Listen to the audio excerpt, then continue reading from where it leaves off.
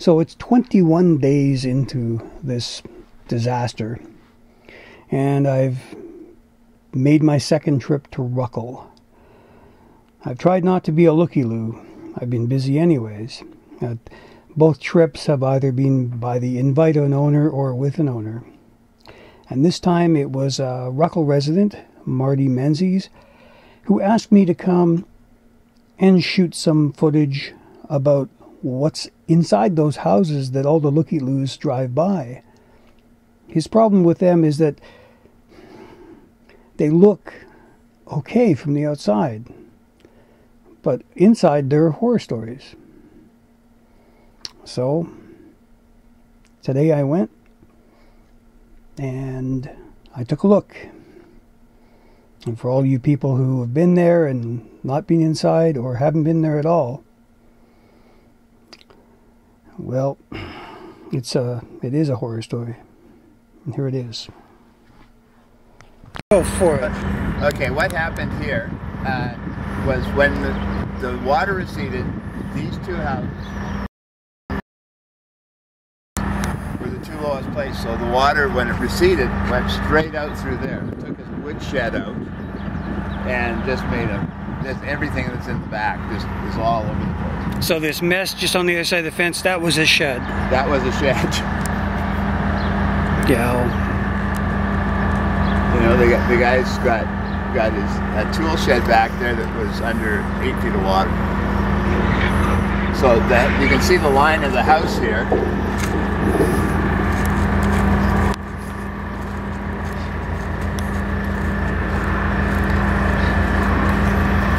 The water was up to somewhere in this. You can see it on the window there. So it'd be about that high right here. It would fall in the basement. It was this high. So we could have drowned standing here. Yeah. But we wouldn't have drowned because it would have got pretty soggy and wet. So all this stuff that's out on the curb now came from the back. I don't know how he got it out here. Yeah, it's water down there.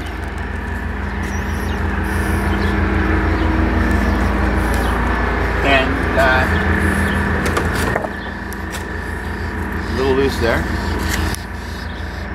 And all of his stuff that he's collected over the years.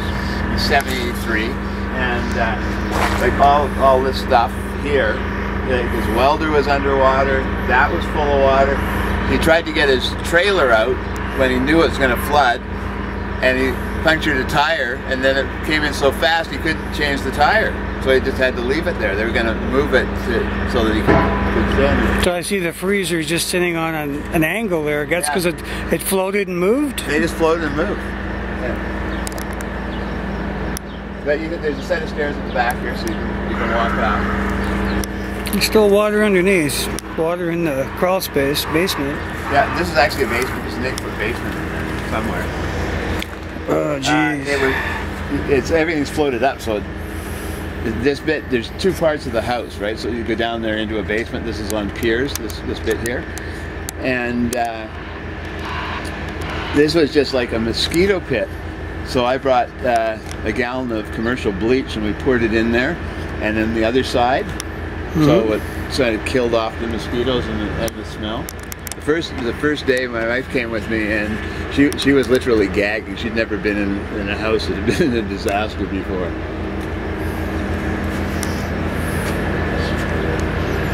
See, the steps just go off into the wet. Yeah, just down into there. And the problem with this is, that's the ditch over there. Most of that stuff isn't even his. That came in with it when they started to pump the ditch. It all just flowed right in here. Yeah. Now it's his problem. Now it's his problem. Yeah.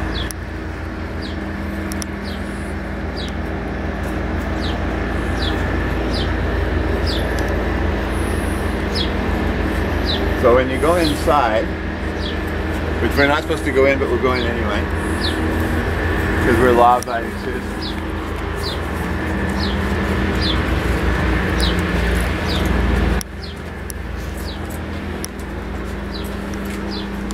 Now he's actually moved some stuff out of here. This was worse than this morning. Oh gee, look at the mold on the walls. Yeah. Somebody's moved his fridge out. Maybe it was him. There's now a hole in the floor.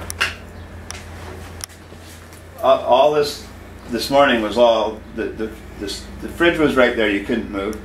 All the stuff, because there's so much water in here. The water level was like this high in here. All the cabinets floated. The stuff floated out of the cabinets. There was cans and all sorts of junk in here. You certainly can't use the washroom anymore. And he can't get any information because there's his computer sitting on the floor, which is now a giant puddle. Yeah. But when you walk by the house, from the outside, when you drive, it looks absolutely normal. Like, you can smell what it smells like in here. It's terrible. You really don't want to spend much time in here. And this smells good compared to a couple of days ago. Because as I say, we did pour bleach in the basement to try and get the smell down. But there's flies all over the place and mosquitoes. He has no insurance. The insurance adjuster came from, I think he said Cranbrook. I don't know why he'd have an adjuster in Cranbrook, but anyway. He came from Cranbrook, said, took one look at it, said, this is a flood, you don't have any insurance. So none of this is covered. All he's got is the runaround from all the different government agencies. His wife's got asthma. She's in her 70s. And we can't even, they won't even let anybody in the house. Oh, somebody's taking the stuff out. They weren't supposed to be in the house because they would have phoned me. And it probably wouldn't have been them that did it because they're old. Yeah. Maybe he just did it himself. But he's a stronger guy than me to move that fridge. And this is sort of what everybody's been going through. It's been one person against the entire disaster. And it's, you know, can we fix it? Well, maybe not this time, but maybe the next time we better look into having an action plan for after the disaster. That's right, yeah, exactly. Like I can see here, there's a sump pump hose. Of course, nothing's coming out of it because there's no power to power the sump. And there's nowhere to pump it, because if you pump it over there, it just fills up and goes back in the basement because of the lay of the land. You know, so if we could get some of this stuff moved and maybe get, you know, some gravel in there for him to actually keep the water that way, he could actually get his basement pumped out. You know, and this area now you're not allowed to build unless it's on a slab. So. Well, I've heard people who have the slab is shifted on them because the ground underneath is shifted. So. Yeah, and this is all old riverbed. You dig down 2 feet and you're just in gravel. And right now it smells like riverbed. Yeah. Yeah. Yeah. And over here, he's had some interesting stuff. His trailer, and when I was talking to the city today, I mentioned this, that his trailer probably needs $30,000 worth of work. So if he puts that with what his trailer's probably worth, maybe 20 grand, he's up to 50 grand for trailers only worth maybe 20 grand when he's finished with it. And what the city needs to do is come up with some kind of a little action plan thing.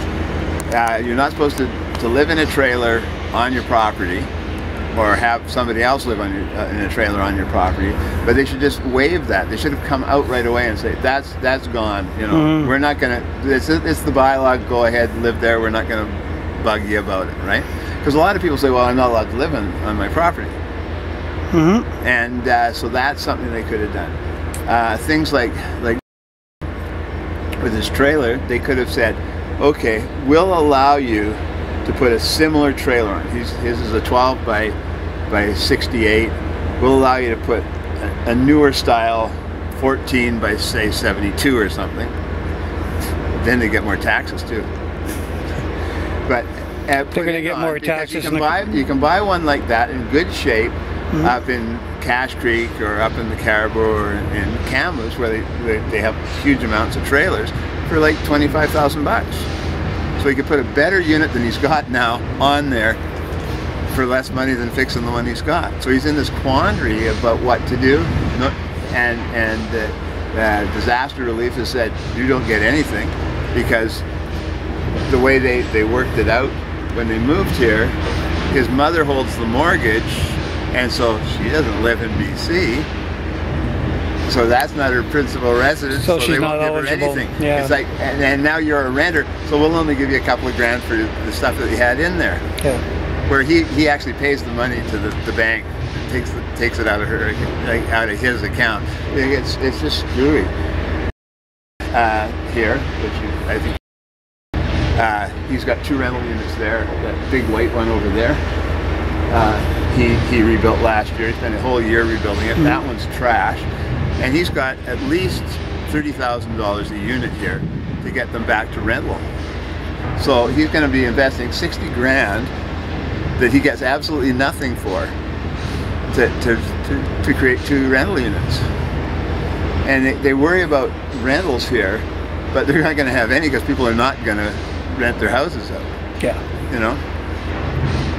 So, but this is sort of what I wanted people to see is, you know, it's what you don't see when you drive by. Yeah. We get a million looky-loos every week driving by to see the stuff, but they don't get to see inside the house. Yeah. That we're inside the house 21 days after this happened, and it looked worse yesterday because they actually cleaned some of it up. You know? Where do you begin? Yeah. So we need some kind of better response after the flood, or after a fire. I talked to the fire chief today, or one of the fire guys that drives a red truck. So it may not have been a fire chief, but I talked to him and I said, you know, like this, if this was a fire, you'd have to deal with it. Yeah. But now it's a flood. Now it's everybody else's problem.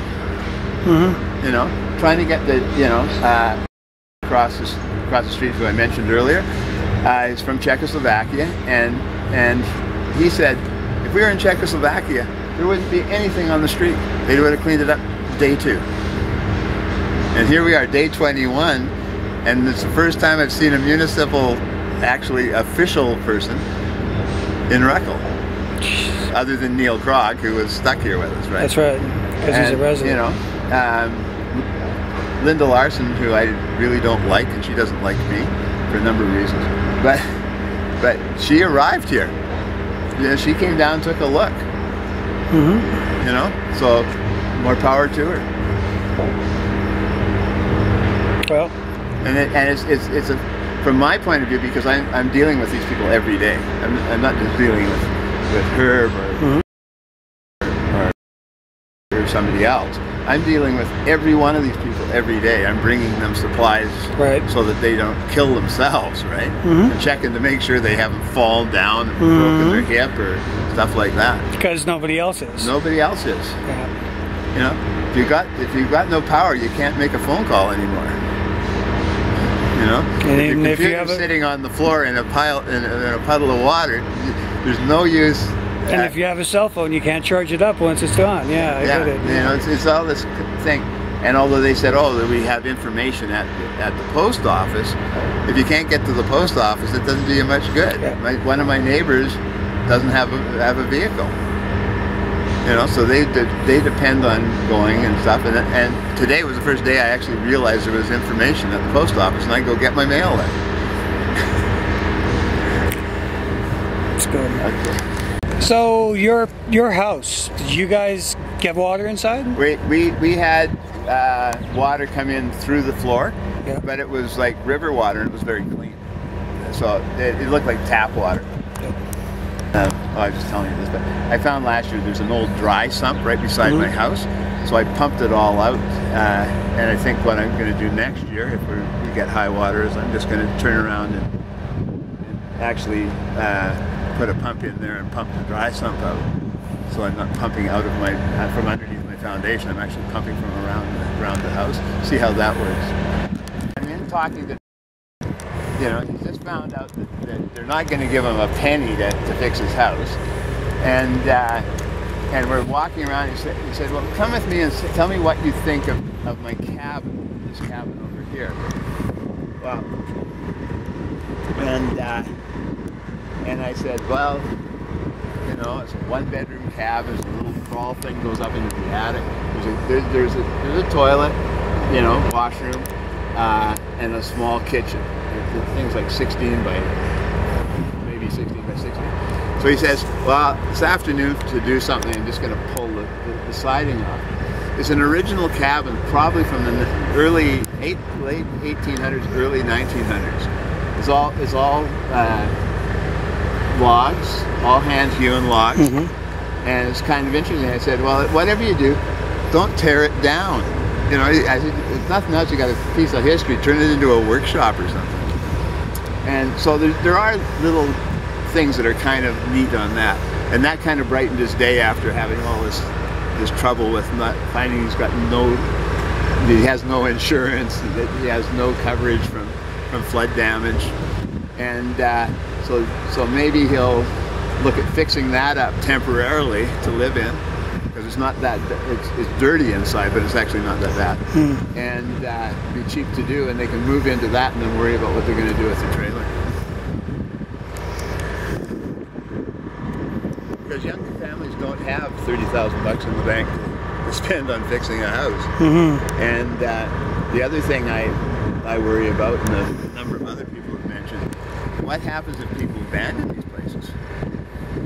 Who's going to be moving into them? Because the city can't do much till they haven't paid their taxes for 3 years. And then what do we get? Do we get all the riverbank people moving in here? Which is not going to be fun.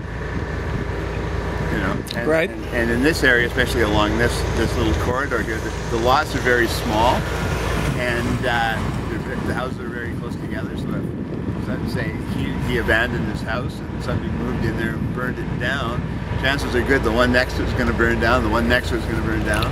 Well, and I know that when houses burn, they'll put a security guard on there until the whole thing is dealt with, right? They did that just a block over here.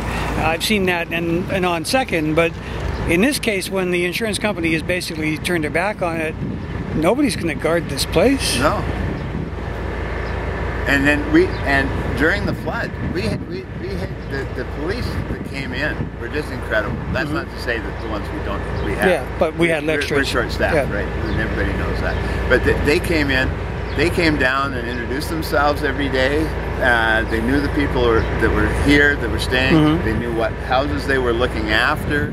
So there was no problem. You could walk around here at 3 o'clock in the morning. They just wave at you because they knew who you were. Right.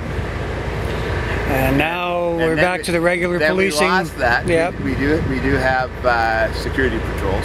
Okay. But it's not the same as having the police. No. And I doubt that we'll actually get up to regular staffing levels. We haven't been at the proper staffing levels for a while. Yeah. So, and you know, so it's all a matter of just wait and see and try and do the best these people can do. You know, there's a million stories like these. Every one of these places that looks normal on the outside is the same as what we just looked at there at some point. This one over here. These people moved in a week before the flood, and they totally gutted the house and remodeled it. And then the flood happened. And the whole thing is done. Now, he's lucky. He owns a restoration business, and he's got really good insurance that covers his house. But he's probably unique in that. He's unique. Yeah. There's 2 or 3 people that do have flood insurance, but most of them don't. And there's a few that have actually just abandoned. Well, what are you supposed to do, really? You know, like that one. You know, just everything is gone. You know, people's pictures, you know, heirlooms, antiques, they're all gone. And it's easy for us, you know, that didn't really suffer a loss to kind of look at it. But you have to go, well, geez, you know, it could have been me just as easily. Yeah. Oh, yeah. You know? Definitely. Yeah. And so I think from that point, a lot of people down here have just gelled together because they have to. They have to. Yeah. You know, like tomorrow night, weather permitting, hopefully. We're having a community barbecue just for Ruckle, and down at the swimming hole area, which gives people a chance to meet people they probably wouldn't have met for years, and that's what we want to try and get going here. We want to make it back into a community so we can sort of gel it together and help the people that really need the help. So what you were saying about what happens and if people abandon it makes me think of, after 2008, a lot of American cities like Detroit, for instance. Yeah, whole neighborhoods where there's only two actual occupied houses and the rest are abandoned. Like Detroit, for I forget what it is, something like $5,000 will give you a whole city block of houses as long as you pay the taxes on them. And you don't. That just doesn't work. Yeah. And so hopefully we can sort of rebuild the houses that are rebuildable. There's probably a few that are marginal. Yeah. Like it's been sitting there so long in the water. His water didn't recede till a week ago. You couldn't even walk into the backyard. Yeah, and you can see this. The road is the high spot, and on this side of it, you're next to the ditch. And then when they pumped there, that was full of water. So then it drained, it drained underground and filled this up. Yeah. So it was kind of a catch-up thing. But you can still see by the far fence, there's still a ditch, and the ditch is like 6 feet wide and 4 feet deep. Like it's a big ditch. But there's no way of getting the water from there to anywhere else. Yeah. So, you can't pump it to the other end of the city, and you can't pump it that way because of the rail bed. Well, thank you for the little tour, and I'll try and get this on the air tonight and